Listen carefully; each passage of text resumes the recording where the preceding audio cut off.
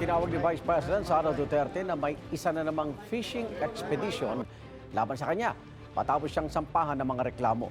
Mga reklamong plunder, graft, malversation at bribery ang isinampa sa ombudsman ng iba't ibang civilian groups. Kaugnay ito sa mali umanong paggamit ng 612 million pesos na confidential funds ng Department of Education at Office of the Vice President noong 2022.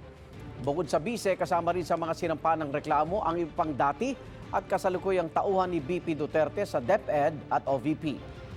Sa isang pahayag, sinabi ng bise na pilit na anyang nag-iimbento ng mga paratang para daw magmukhang may proseso at lehitimo ang investigasyon. Git niya, hindi ito tungkol sa paghahanap ng katotohanan, kundi pagtakip sa issue ng nakawan sa pamahalaan.